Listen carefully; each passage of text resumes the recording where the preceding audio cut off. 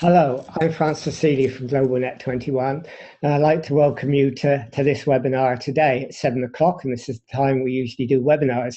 We haven't been doing them regularly as much as we usually do, partly because of some problems with some connections, but also it's a busy month this month because of the general election coming. We're planning to do a lot of Facebook Live interviews, so that's going to interrupt our flow of webinars, really. Anyhow, we're back on to stream today and we're doing a webinar. The webinar we're doing today actually is going to look at trade agreements. We're now in negotiations to leave the European Union, and that means we're going to try to negotiate a trade deal with them. We'll also be trying to negotiate a whole series of trade deals with other countries once we have left the European Union. And of course, there was one big deal that was being discussed called TTIP. And that deal was one that Linda Kauscher, who you see here, just click to her, there she is. Linda was very critical of, as many people were, because of the impact it had on our democracy, on accountability, on the power of corporations and so on. Now, Linda believes that it's not just TTIP, it's a problem. Lots of trade deals have those sort of restrictions. And as we go into negotiating trade deals, we're going to have to be very careful. We're going to have to be very vigilant. We're going to have to scrutinize what happens, or else we're going to find ourselves not free of the restrictions that TTIP had, but still in them. So I'm going to hand over to Linda now to talk. We've got Fong with us as well. Fong's going to help me with the questions later. Fong often does that, and that's great.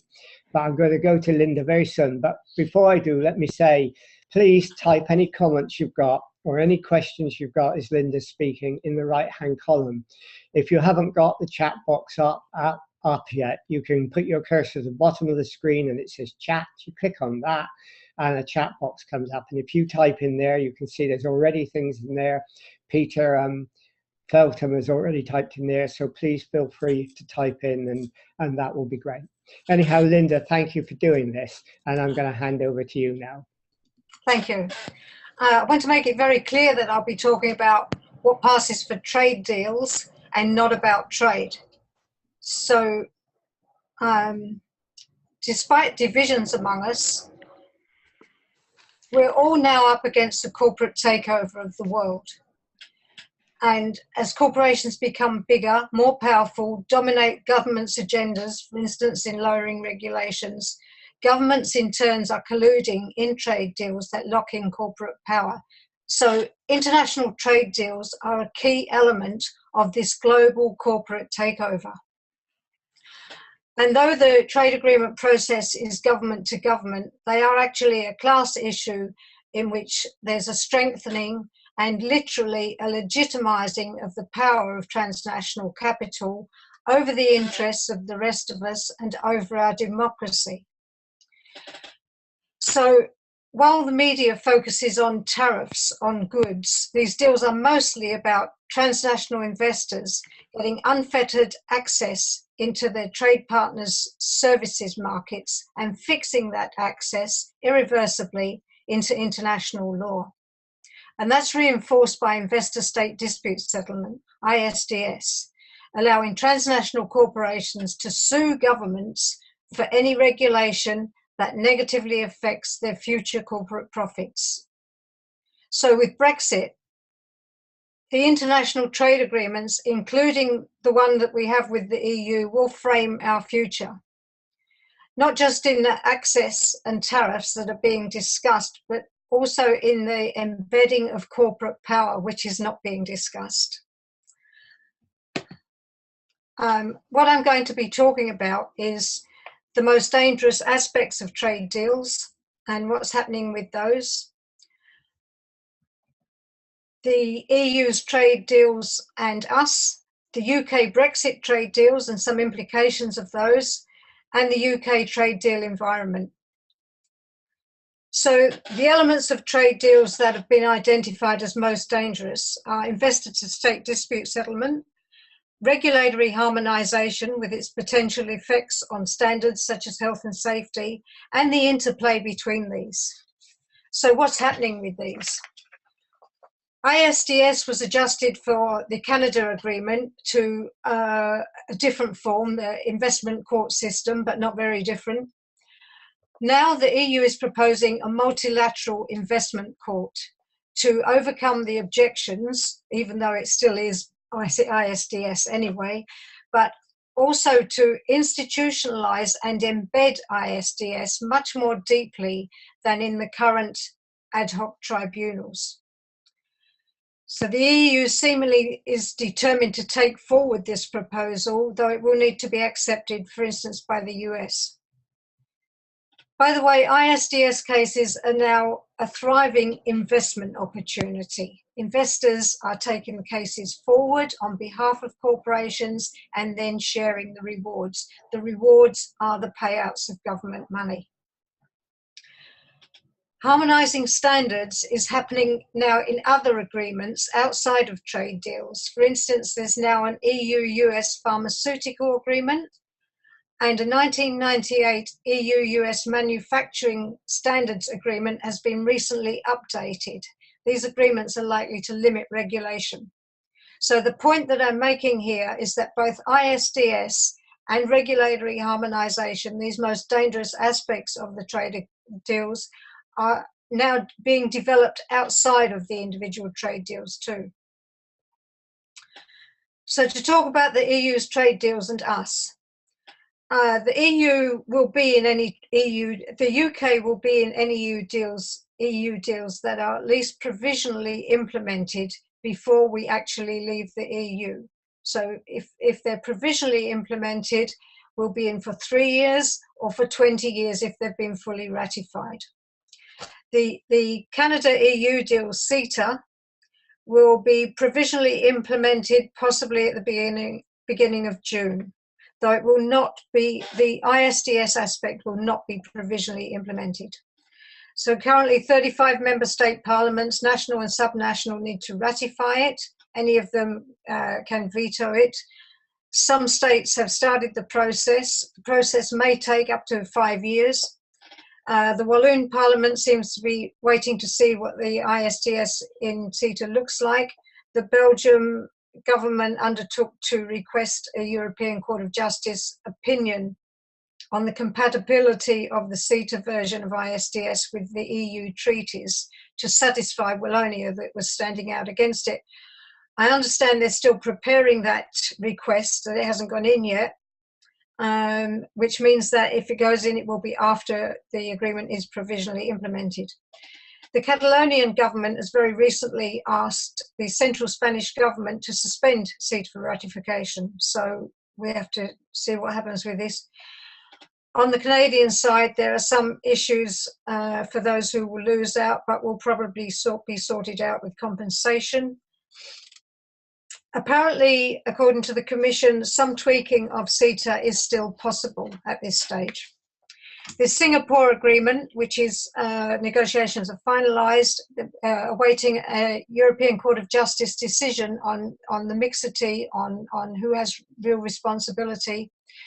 This the judgment's expected on May the 16th next week. This will be significant for this and for future deals, because if it's judged that it's just Commission responsibility, that means no member state ratification is necessary, no provisional implementation, deals will go straight into force. Other EU deals that are on the go, with Vietnam and Japan, both seem to be near completion. Negotiations with Mercosur, renewed agreements with Mexico and Chile, investment agreements with China and Myanmar, initial talks with Australia and New Zealand. The EU is also still pursuing economic partnership agreements with developing regions, but there's resistance to these, so they're at a standstill. So UK involvement will be at least with CETA, with Canada, probably with Singapore, possibly Vietnam and Japan. TTIP is supposedly in the deep freezer, but is very reliant on the whims of Trump, who gave recent positive indications about the deal.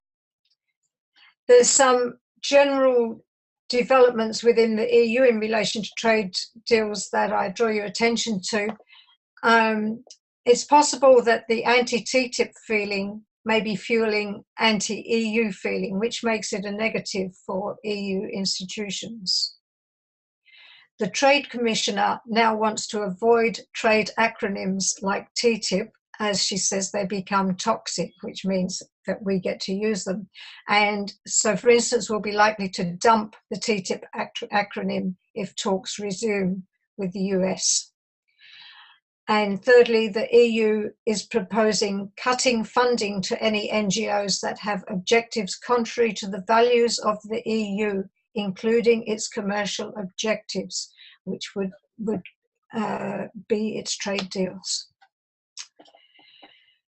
To talk about the potential UK Brexit trade deals and some implications of some of those, the UK cannot negotiate trade deals before leaving the EU, but in late 2016 and early this year, Theresa May and some key ministers were in a flurry of visits with India, the US, China, Gulf states, including Saudi Arabia, Norway, Australia, New Zealand, Turkey, and Israel. It may have been largely for show, but it was about talking up the possibilities of trade deals. And every time there were references to consulting with stakeholders, possibly some lessons learned there, at least as far as the show goes. But the Department of International Trade has set up working groups with its opposite numbers in all of these countries. Some implications of three of these deals. A US-UK deal. It's likely that this would follow, logically, it was likely that this would follow the pattern of what was proposed for TTIP, because, for instance, tariffs were quite sorted out in TTIP. From the US side, the biggest TTIP lobby was US agribusiness, trying to get US food products into the EU. So unless there is resistance, the threat of cheap, industrialized US agricultural products would potentially devastate farming here. From the UK side, in an agreement with the US, the Secretary for State for Trade wants banks' rights prioritized. But I think we should also consider Trump's commitment to renegotiating NAFTA, the North American Free Trade Agreement with Canada and Mexico, because it's possible that we could get pulled into an expanded NAFTA, a North Atlantic Free Trade Agreement, which would be possible without even changing the acronym. The possibility of a UK-India Free Trade Agreement. If there were, the main factor for India would be the supply of cheap temporary labour. This is called Mode 4 in trade agreements. This is always the Indian priority. In the UK, that would be disguised by language about high skills that we need. In the EU, they just call it sensitive so that no one mentions it. In 2013, the TUC here voted unanimously to oppose an EU-India free trade agreement because of the effects on Indian people and because of the Mode 4 effects here, the labour effects here. That motion could come in useful in resisting a UK-India trade deal. UK and China. This will be likely to be a bilateral investment treaty a bit, as the EU has been pursuing with China. With a bit, there is no requirement on human rights, labour, environment, or any of that stuff. Already there is encouragement for mechanisms to, for Chinese investment into the UK and for British investment access into China. For me, this two-way investment raises some obvious questions. Adam Smith's claims for the benefits of free trade, which is the reference point for neoliberalism, include the invisible hand of what he calls home bias. That's his assumption that investors will prefer to invest in their own country. But clearly that sort of constraining, balancing factor no longer exists. My instinct is that Chinese investors will have few concerns for the effects of their investment on people here. and similarly British investors for effects on Chinese people. Also, ISDS in a bilateral investment treaty with China could be very costly for the UK. So to talk about the UK Brexit trade deal environment, some aspects of the situation here. Because of our Parliament's own procedures, the UK Parliament has no veto over EU trade deals. Swansea Labour MP Geraint Davis proposed a bill for parliamentary debate and for parliamentary power to refuse and or change trade agreements. It had a first reading in 2016, but is now fallen with the dissolution of Parliament for the election. Our Secretary of State for International Trade, Liam Fox, has been the UK bridge for a very powerful US big business organisation that pushes through deregulation in the US. And the UK trade representative in the US, Antonia Romeo, is also on the board of British American Business.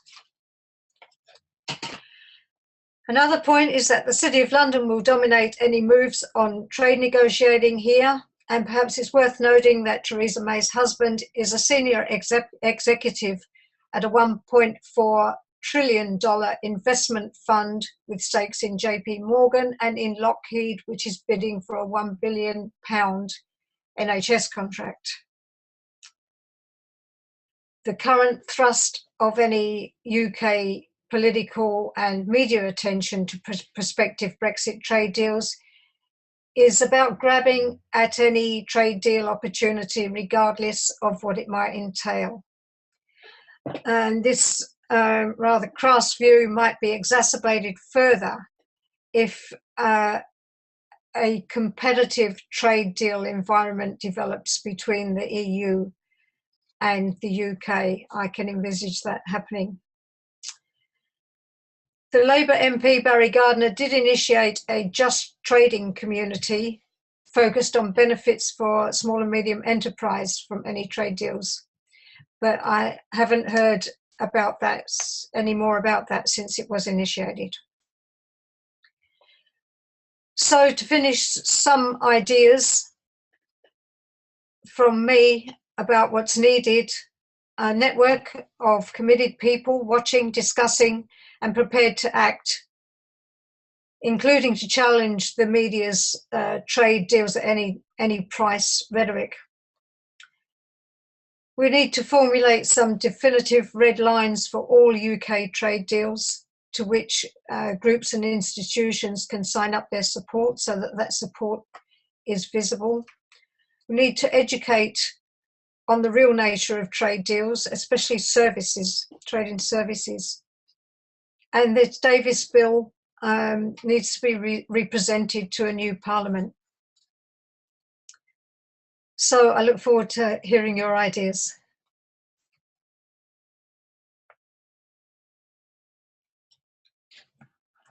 Okay, just to start my video.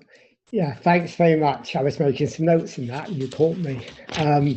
You didn't use your PowerPoint at all. You didn't want to do that. Okay, you did it quite well. Someone else's computer, and it's tricky. No, sometimes it's even better without PowerPoint. So you know that's great.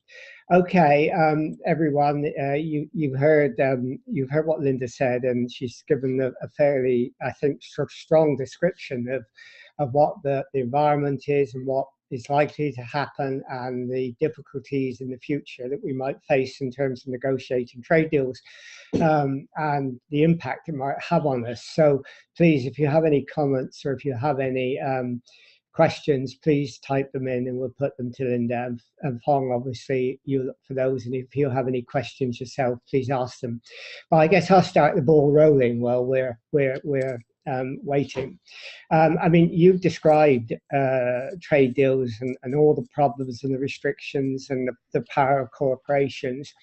But could you give us some examples, just to give it some real life, of how it could adversely affect the everyday life of citizens in this country in terms of the services that are delivered and the products that are delivered that we have no control over scrutinizing at all? Well, it's a very strong push to lower regulations. And the usual pattern with trade agreements is that the lowering of regulations, we've seen it in the EU, we've seen it in India when the EU-India agreement was being negotiated.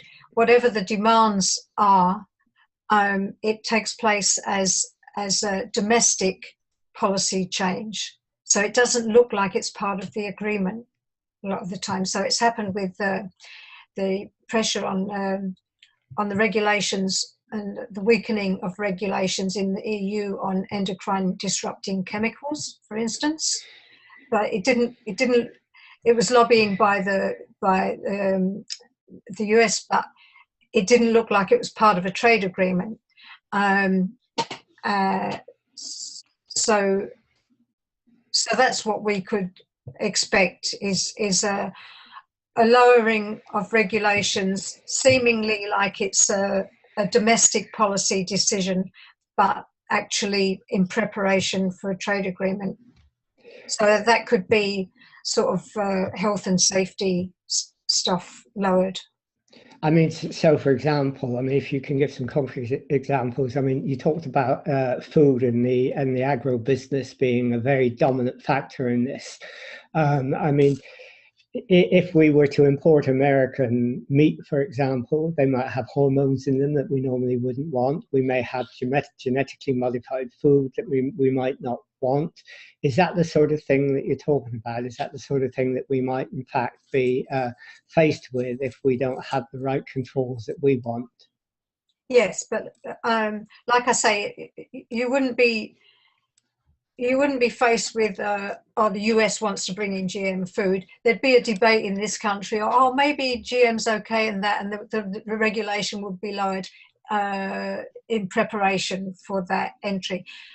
Food in the US is much cheaper, so you can see, but it's very much industrialized food. You know, I mean, they wash chickens in chlorine because of the conditions that the poultry is kept in.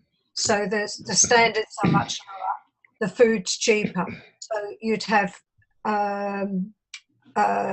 much lower standard food coming in, but it would be cheap. So in that sense, it would be likely to sweep the market and knock out farmers here, because farmers here and in the rest of the EU indeed have to meet much higher standards. So the food is more expensive. So that's why you'd knock out your farming sector. So it's examples like that really that brings home to people what the consequences of not changing the environment on trade negotiations would be. So, I mean, I think that's really valuable. Fong, do you want to take up? I gather there's one or two questions that have come up. Yeah, Christopher, he's asking about the period, the provisional period with the NAFTA or the deal with US. When would it start? I'm not saying that we would be in NAFTA, but I think we can look at a possibility of that, because if the two things were being, well, we can't start any negotiations for 2 years. Trump has a big electoral commitment to reform it, as he calls, reform NAFTA or make changes in NAFTA, but he's in no hurry to do it. So you can see that they could be coming together around the same time. And I'm just suggesting the possibility that that they could become one and the same. That they could, but there's no. I mean, the time frame for us is that we don't start formal negotiations on anything until after 2 years. I mean, do you think that because we've left the EU and we're sort of on our own, we might start looking for new alliances like NAFTA? In other words, we'll leave the EU, but we'll go into other collaborative arrangements which will have the same sort of restrictions. And is that a problem we have to watch out for and that we might have to face? Well, yeah, I mean, if you look at statements from Liam Fox, they're falling over themselves to be in a deal with the US. Okay. I mean, I think a lot of people would find that incredibly surprising that we would be landing in NAFTA And I think that would kind of... I'm just putting it out as a possibility. I'm not saying it's going to happen, but I'm saying that the two things would be possibly being negotiated around the same time. So I can see that possibility arising. Yeah, I mean, that's what I mean. It's not inconceivable, is it? I mean, it's possible that that would happen. Yes. As we move out of the EU, we're looking for new trade alliances. And as you said, as you said in your presentation, you know, we'll be desperate to have them, that we might go in at very bad terms. And that's a real problem. So how can we watch out? What can we do to try and prevent that sort of occurrence happening? I think before this election, there's no chance of that. I don't think any party is going to be critiquing trade agreements at the moment. And it's not going to happen formally, although, as I said, there are these working groups set up with a whole range of countries already from the Department of International Trade with their opposite numbers in those countries.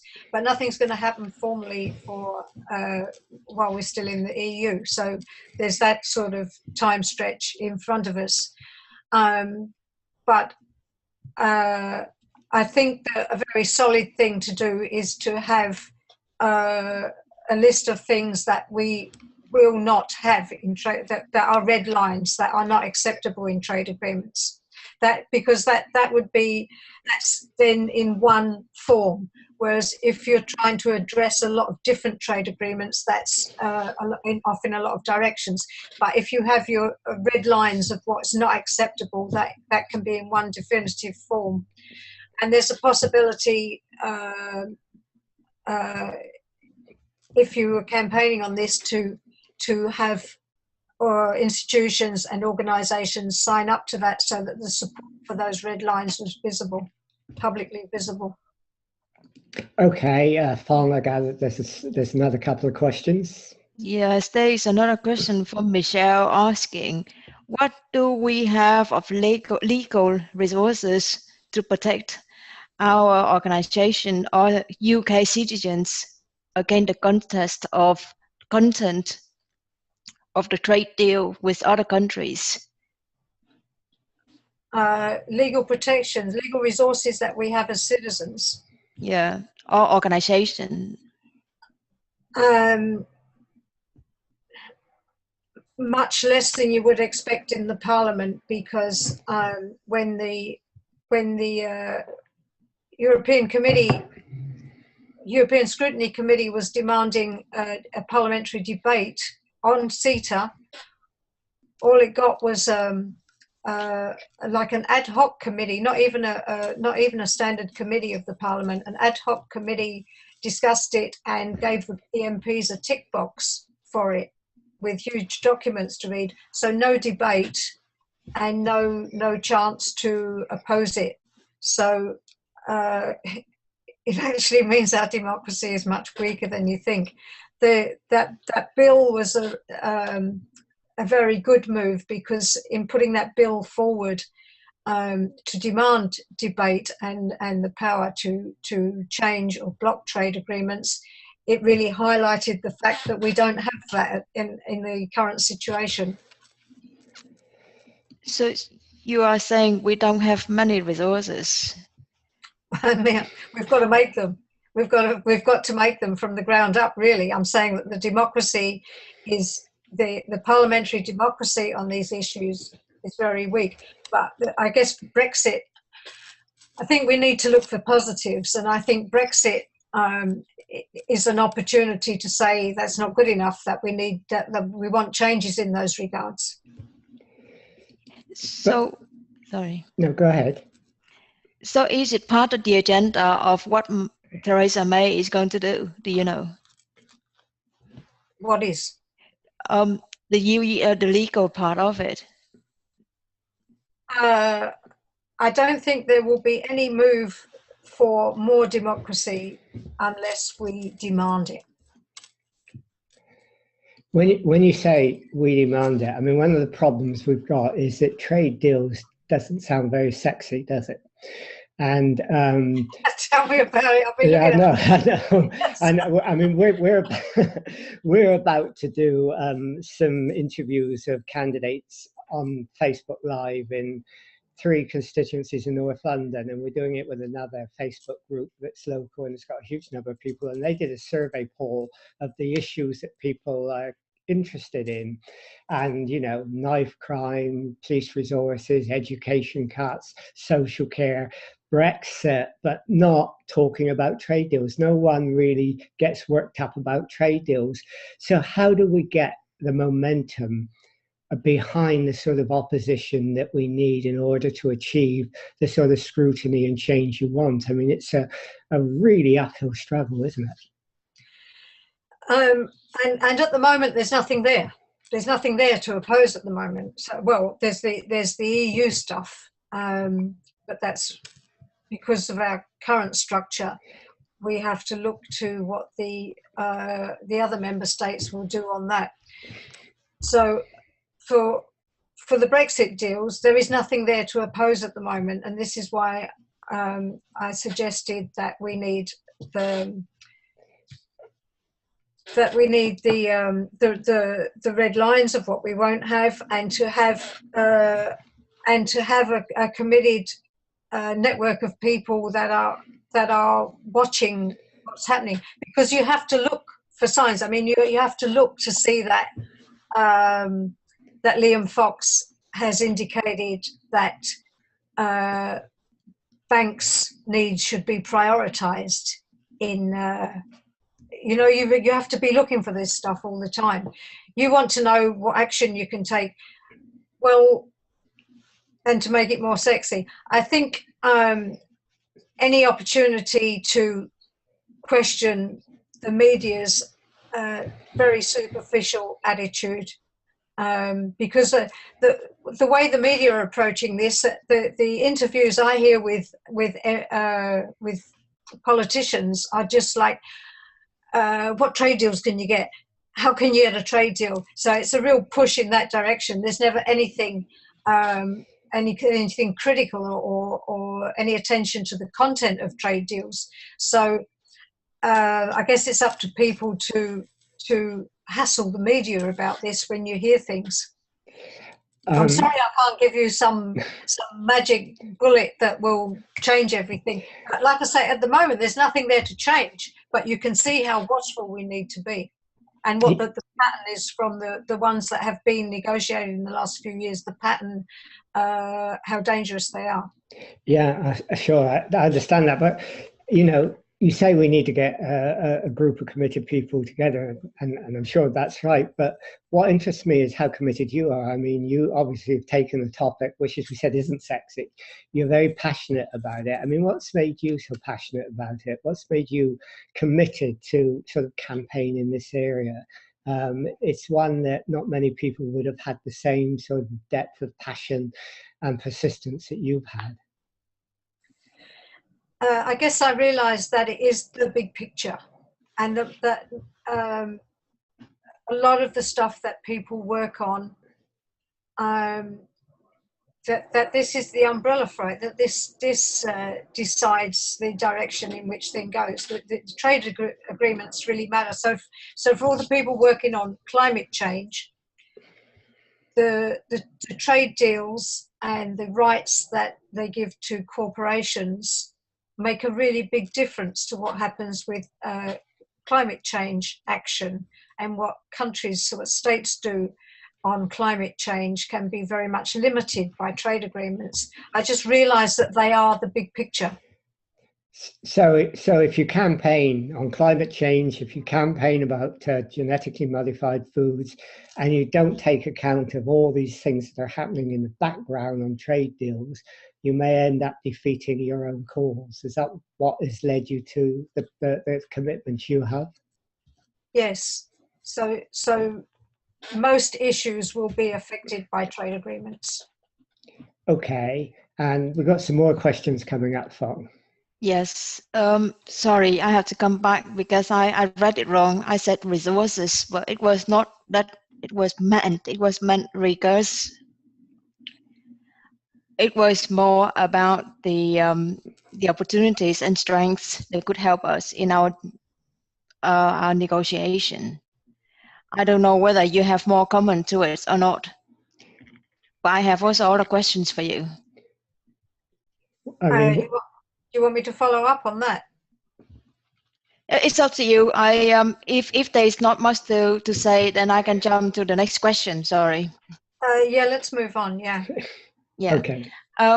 There is a question about the climate deal and the standard of future deal. How are they tied together? Sorry, what's tied together? Climate deal in Paris, right, and the standards regarding to our future trade deal. How do they work together? Yeah, I saw that's sort of interesting because you said that climate change is affected by trade deals, and I suppose what that question is, when you have a big agreement like Paris and you have a big trade deal, do they ever sort of talk to each other, or do these happen independently?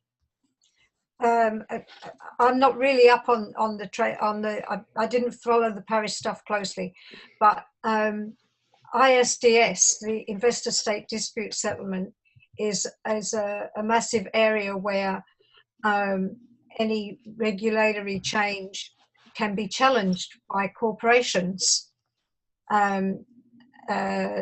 taking a case against the government for regulatory change that disadvantages their corporate profits. So this is why ISDS is such a big deal. It in fact is like the end of the development of regulation. So obviously a lot of the things that we want to happen are the sorts of things that will be challenged under ISDS. The stuff that people want, the social stuff, the environment, it's just the stuff that corporations are likely to challenge governments on if they increase regulation, if they change regulation. Okay. So that's a big area for it.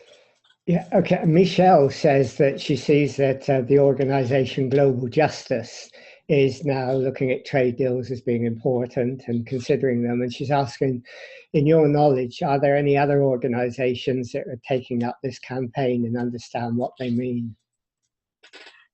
In this country, the two NGOs that have worked on trade for the last few years have been Global Justice Now and War on Want.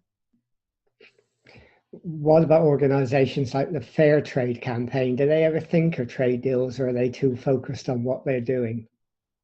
Fair trade, in the terms of an organization like that, is a pretty different ballgame. It's outside of trade agreements. Yeah, it's much more people-to-people stuff, isn't it? Yeah. Okay. We'll keep bringing your questions through, won't you? I mean, the other thing, I mean, I was listening clearly to what you said. I suppose when you negotiate a trade deal, it's not going to happen as you want it anyhow. To some extent, it reflects the facts of life. I mean, you mentioned the India deal that we might have. If we had a trade deal with India, they're going to want to protect their students coming to this country. They're going to want to protect cheap labor maybe coming to this country. And they're going to say either you accept those things or there's no deal. Now, if one of our red lines is say we don't accept that, okay, we've kept our morals, but we've lost our trade and we've lost our wealth. I mean, how do you respond to that sort of argument? I think it's worth remembering that the trade deals are primarily for transnational corporations. That's the beneficiaries of them. So it's easy to get caught up in the rhetoric that's in the politics and the media that we really need this deal and that, but we need to look at what's actually in the deal for us and what trade-offs are there, and not just grab at the idea of trade agreements. For instance, with the Canada-EU deal, we realised quite a long time ago that the supposed gains in the Canada deal are minute, and over 10 years they're still minute, and there's been a budgetary assessment just in the last couple of weeks from the Canadian side, budgetary assessment of the Canada deal there, and the gains are very, very small. So just the magic word trade deal does not mean great gains for all of us, though it probably means some pretty big gains for some transnational corporations. So there needs to be much more of a real critical look at what's in agreements. So, I mean, the massive CETA document, for instance, will have been read by very few of the people who are saying, give it a go ahead. But some trade deals will also try to satisfy a lobby as well, won't they? Not just big, powerful organizations. I couldn't see, for example, France engaging in a trade deal that didn't protect its agricultural workers and its agricultural farmers. So it's not necessarily the big corporations, it's a lobby that has a lot of power. The main agricultural lobby in France is the big agricultural companies.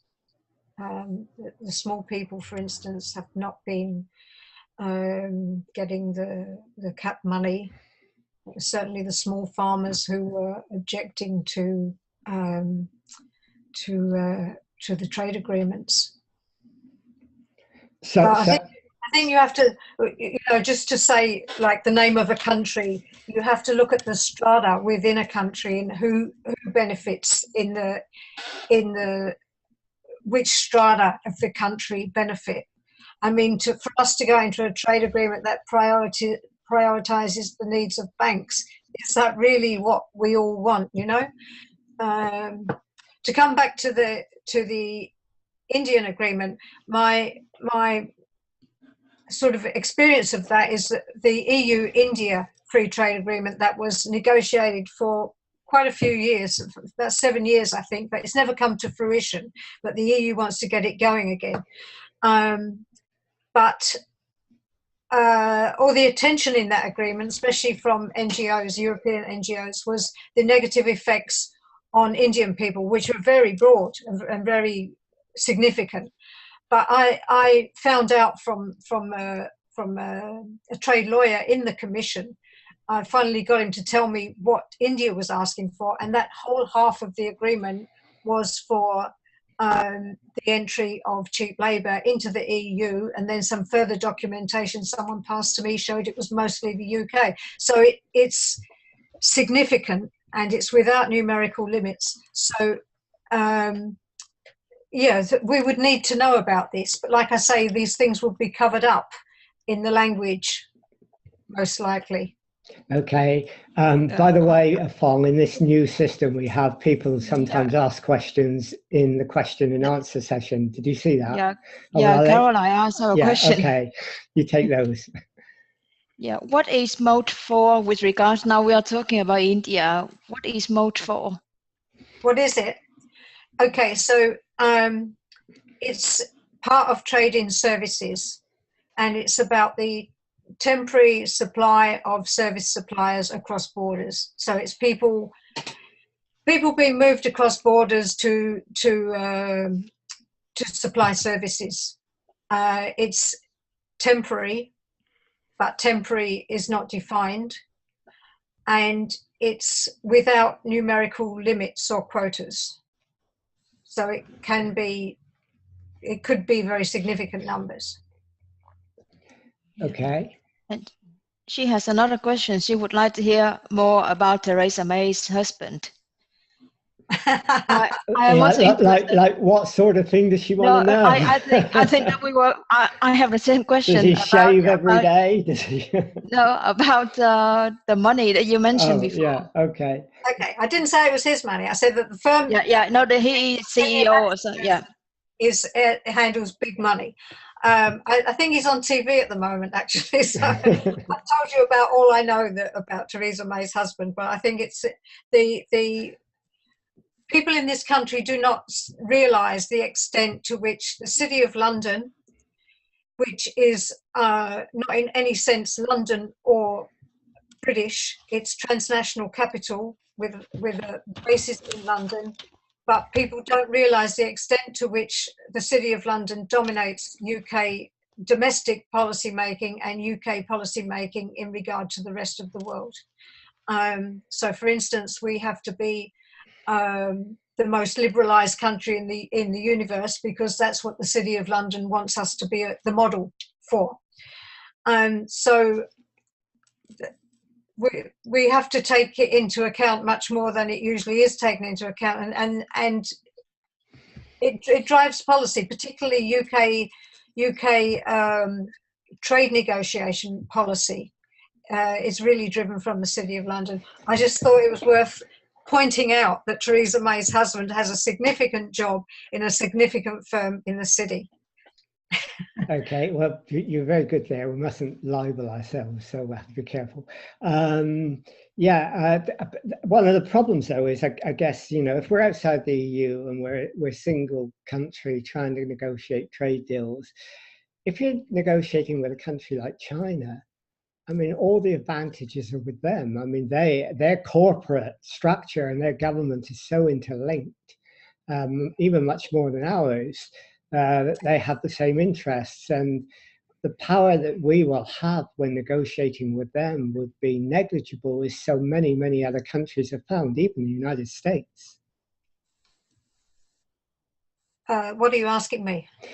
Well, I'm asking, I'm sort of making a comment that how do we get over that? I mean, you know, well, we're trying this is where you have to be really, not just go with this magic word trade deals, but actually look really at what's in it. What are any of the trade-offs that are being asked for? What are the gains, and what are what you're giving up? You really have to look carefully and not just accept the magic word trade deal, which is the level the media is operating on at the moment. You know, just the magic word trade deal. I mean, well, you don't need a trade deal to trade. No. The trade deal sets the terms, but it doesn't mean you don't trade without a trade deal. So in your view, sort of a general question outside, should we actually go into the new world we're in without trade deals? Is that a better option? I think we need to explore what's possible, what's on offer, and that it has to be public, and it has to be publicly discussed, and it has to be recognized. There are always winners and losers, and we have to acknowledge who's going to lose, who's going to win, and not this sort of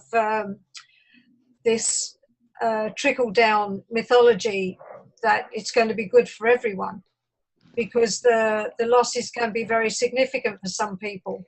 So it's just having some real information and public debate about them. I mean, the whole trade agreement thing has been so secretive in the EU and in this country, nothing at all here in this country, nothing at all about the trade agreements that we've been part of as part of the EU. I mean, it was handled by the Department BIS, Business, Innovation and Skills, but now it's the new Department of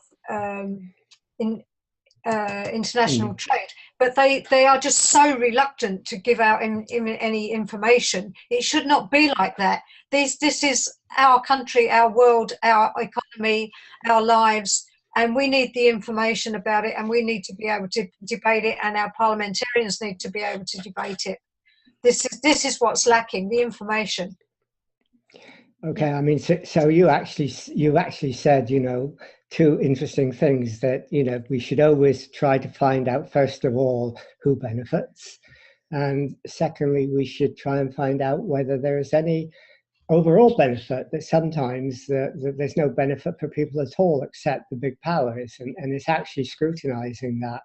And I mean, I think that's pretty good advice. So is your view that now we're out of the EU and we're desperately looking around for trade deals, that we're actually in a very vulnerable position, that we may actually make the sort of deals that we might not have had we thought about it because of the desperation of the situation?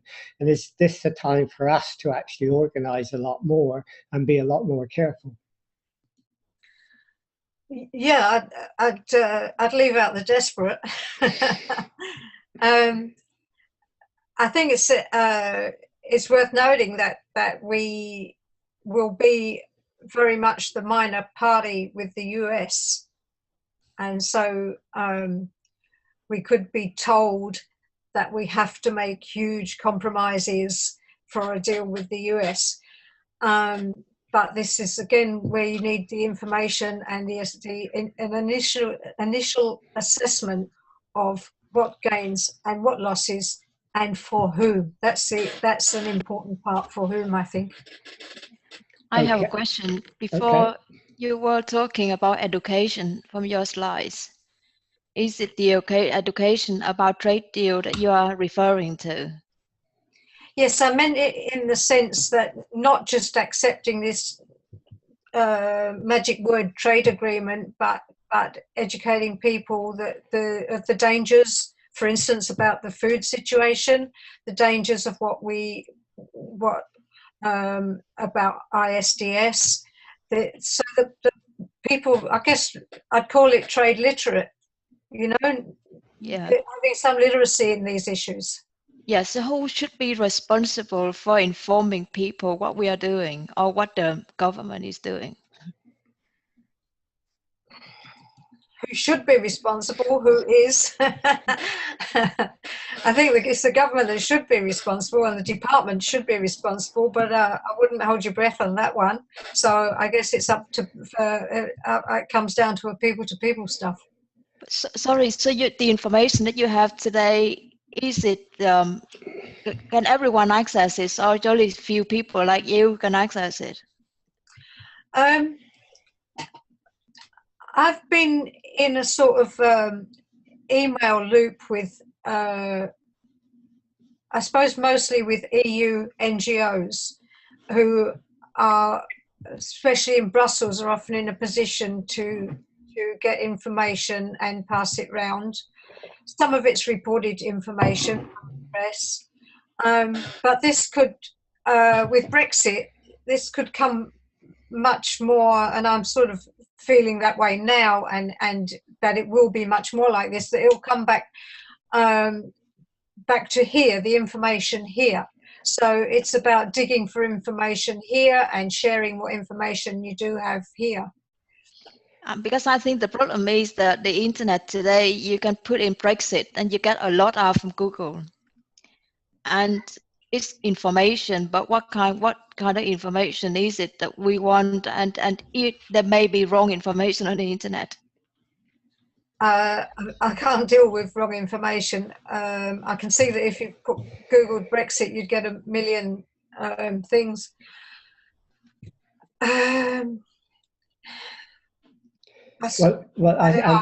guess with a new government, people need to be onto their MPs. Okay, I mean, we're getting close to the end, but some of the things you just said now, as you said earlier, I think are quite worth sort of re-emphasizing in terms of what we can do. And maybe you could add to this when I just go through them. I mean, first of all, I guess you think we should support Gareth Davis and his bill to make sure that Parliament can scrutinise. And that's a very big issue. And in fact, he did a meeting with us, if you remember, in the House of Commons on this. In fact, I've learned more about trade deals on this webinar than I did in the House of Commons meeting. So that's been really good. So, supporting the move by Geraint and others to make sure that Parliament... Let's hope he's back in. Let's hope he's back in. There are one or two problems in Wales, yeah. The other is to create a network of people who are interested in finding them and trying to get them to work together. Thirdly, it's actually providing the sort of education, and Phong was asking questions about that, like where do we get the right information? How do we get the right sort of education as well on trade deals? And finally, which is very interesting, because you haven't said what they are yet, but maybe they're in the process of being drafted, and that's the red lines. Because I think it would help a lot of people if there were those red lines, because they become the litmus paper test against every trade deal that ordinary citizens could then look at. So I think they would be really, really useful. We have had a version drafted for a while. Further input would be good, but they're probably pretty comprehensive for what's needed. Perhaps I could tell people that there is it's still called a Stop TTIP email list. So it's an email list. There's about 250 people on it, and I post to it mostly. So if anything happens with trade agreements, I send out information like that. I don't see that as a sort of strongly activist network that I was suggesting and hoping will come together at some point. But people can join that Stop TTIP network if they want to be on that for receiving information. Okay. So that's a Stop TTIP UK. Stop TTIP at Rise Up. It's a Rise Up address. Yeah. If you got a chance to type it in when we finish. But yeah. Okay. I mean, is there any other final piece of advice you'd like to give us about how those people who, share the concerns you do, and I hope there are many people who do. I mean, what could they do? I mean, how would you encourage them? Because it's going to be, in the next 2 years, a very difficult and traumatic time. Watch very carefully and question things and seek information. Okay, well, I'm sure we will, do more webinars like this and do more work with you as well. So, if anyone has a commitment to for an ongoing networking to stay on top of this, perhaps they could contact you. Yeah, or if you wanted to type your email in, but they can contact me and I can put them on to you. So if people do want to get involved in any way and to be in the email loop, please send your interest to me and I'll pass it on to Linda. Okay, Linda, thank you very much for doing this. And it has been, very enlightening. And I'm really glad that Caroline, who's hiding in the question and answer section, actually, I'm glad she recommended you and said that we should do it. And I'm glad we got it together because that was a lot of very, very useful information. So thanks for joining us and for doing it. Right, thank you. And thanks, Hong, for joining us as well. Okay, thank you everyone as well for taking part. That was really great, and for your questions. And we hope we'll see you at future webinars. And look on our sites as well, particularly on our Facebook site, to see the interviews we're doing with MPs. And if you'd like to type in to the bits that we put on Facebook about our questions to candidates, then maybe you might want to put something down about trade agreements so that I can say, we've had a lot of people asking about trade agreements, and they'll all say, gosh, that's unusual. But at least we'll have it and we'll be able to ask the questions. So that'll be great. So thank you, everyone, and hope to see you again. And I'll stop the recording now. Thank you.